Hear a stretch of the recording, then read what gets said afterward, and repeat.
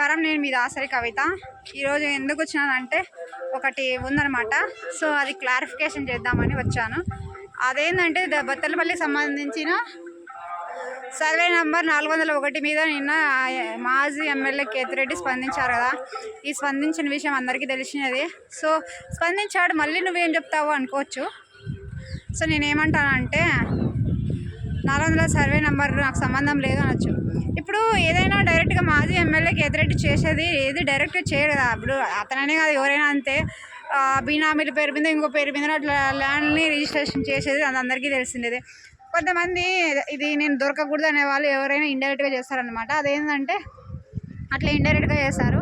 So 401 survey number అయితే నేను ఒక దేవాదాయ శాఖ వాళ్ళకు కూడా కనుక్కోవడం జరిగింది. అంటే మీరు ఎందుకు రెస్పాండ్ కాలేదు దాని మీద అని. అప్పుడు నేను కాల్ చేయగా వాళ్ళు ఏం చెప్తున్నారంటే దేవాదాయ శాఖ వాళ్ళు 2020 సంవత్సరంలో ఎన్సీ తీసేశారంట. అంటే దేవాదాయ శాఖకు సంబంధించినది కాదు ఈ భూమి, ఇంకా మాకు సంబంధం లేదన్నట్టు. సో దేవాదాయ శాఖ నుంచి దాన్ని డిలీట్ చేసినారంట.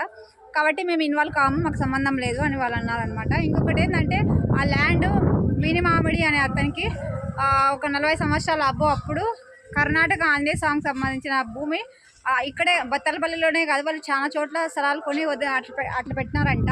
సో మళ్ళీ వాళ్ళు ఎందుకు రెస్పాండ్ కాదని నాకు తెలియదు.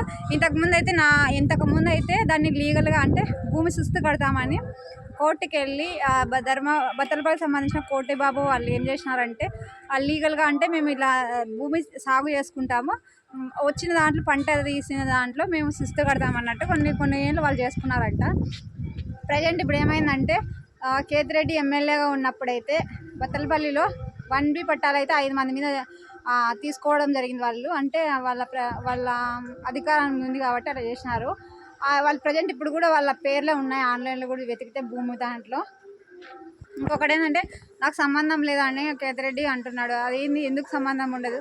వాళ్ళ ప్రభుత్వంలో భూములు రిజిస్ట్రేషన్లు చాలామంది తెలియకోకుండా, అది చిన్నవి అయితే తెలియకోకుండా ఉంటాయి. పెద్ద మొత్తంలో 19 ఎకరాల 84 సెంట్లు స్థలాన్ని ఎందుకు తెలియకోకుండా ఉంటాయి? జనాలేం పిచ్చోళ్ళు కాదు. మీరు ఒక స్టేట్మెంట్ పత్రికల ప్రకటన వదిలేస్తే అది కాదు కదా. ప్రతి ఒక్కరికి ఒక క్లియారిటీ ఉందన్నమాట. ఇప్పుడు ఇది కూడా డ్రామా నడుస్తుంది అనమాట. అంటే ఇప్పుడు ఇదంతా కేతిరెడ్డి నడిపిస్తున్నాడేమో ఎవరికి తెలుసు.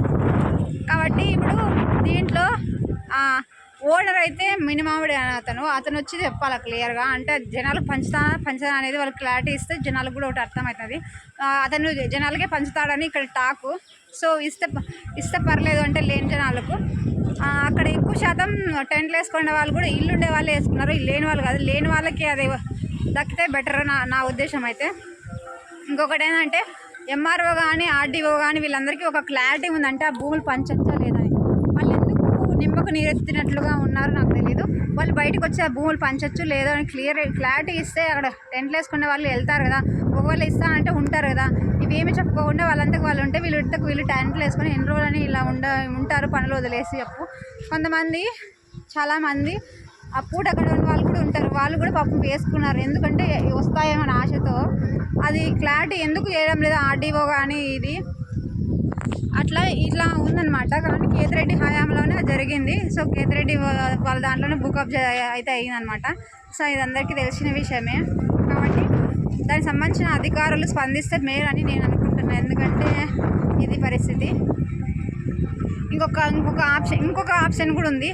సో జనాలు ఇంకో ఆప్షన్ కూడా ఉందన్నమాట. ఇంకో ఆప్షన్ ఏంటంటే వీళ్ళు కూడా కోర్టులో పిటిషన్ వేసుకోవచ్చు అనమాట. అంటే పిటిషన్ వేసుకుంటే ఇంకా బెటర్, అంటే క్లారిటీ అయితే వస్తుంది అనమాట. అక్కడ కూర్చుని టైం వేస్ట్ చేసుకునే బదులు ఎండ వాన అనుకోకుండా. సో ఈ పట్ట ఇలా ఉంది, ఇది జనాలు పంచామని కోర్టుకి కూడా వీళ్ళు పిటిషన్ వేసుకోవచ్చు అనమాట. ఇది వీళ్ళకి ఎందుకు ఐడియా రాలేదో నాకు తెలియదు. సో ఇది నడుస్తుంది అనమాట. సో మళ్ళీ అప్డేట్ మళ్ళీ ఇస్తా.